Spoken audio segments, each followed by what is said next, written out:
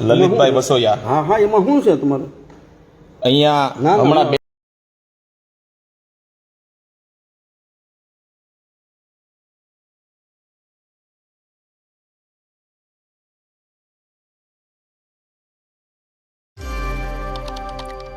આપણી સાથે અત્યારે લલિત વસોયા જોડાયા છે. ગોપાલ ઇટાલિયાએ સ્ટિંગ ઓપરેશન કર્યું અને સ્ટિંગ ઓપરેશનમાં લલિત વસોયા દેખાઈ રહ્યા છે. આરોપ લાગી રહ્યો છે કે આમ આદમી પાર્ટીના કાર્યકર્તાઓને પૈસા આપ્યા. લલિતભાઈ, ગોપીબેન, પહેલી વાત તો ઈ છે કે હું ભેસાણ થી આવી અને એ હોટલ ની અંદર કોંગ્રેસ પાર્ટીના અમારા એક આગેવાનનો રૂમ બુક કરેલો હતો. એમાં હું નાવા ધોવા માટે ગયો હતો. બીજી વાત, એ જે હોટલ છે, હોટલ ની અંદર આમ આદમી પાર્ટી, ભાજપ અને કોંગ્રેસ ત્રણેયના આગેવાનો એ રૂમ બુક કરાવેલા છે અને ત્રણેય પાર્ટીના આગેવાનો એ હોટલ ની અંદર જ ઉતર્યા છે.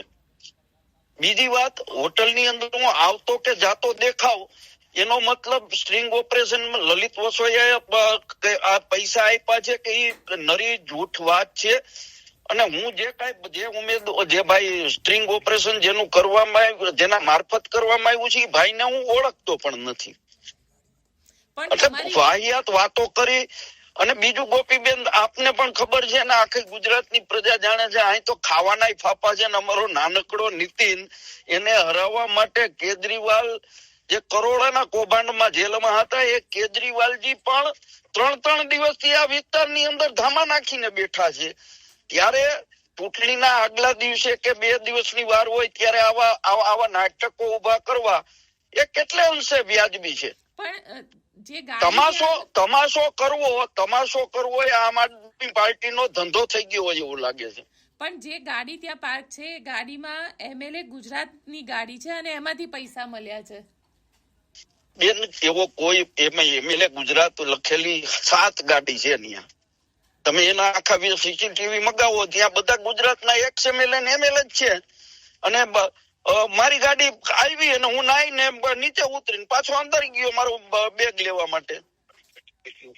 પણ લલિતભાઈ, અને બીજી વાત, જે મારી ગાડી છે એમાં ગાડી અને ખોલી અને ચેક કરી. જો અમારામાં કઈ પાપ હોય તો એ લલિત વસોયાની ગાડી એવા ગયા પાણી આરા છે કે લલિત વસોયાની ગાડી ખોલીને સ્ટિંગ ઓપરેશન કરી શકે?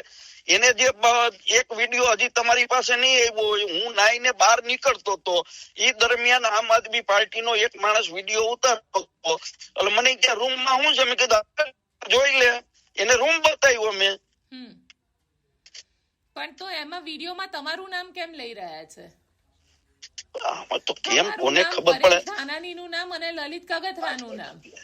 હા, એટલે લલિત કગથરાનું નામ લે છે. હા, એ સારું કેવાય, લલિત કગથરાનું નામ લે. એટલે પણ જે રીતે તમારું નામ લઈ રહ્યા છે, તમને લાગે છે કે ભાઈ જે વસ્તુ થઈ છે ન થવી જોઈએ?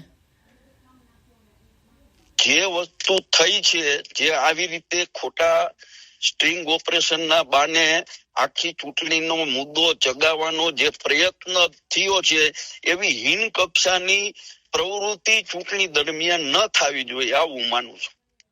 બિલકુલ લલિતભાઈ, અમારી સાથે જોડાવા માટે આપનો ખૂબ ખૂબ આભાર.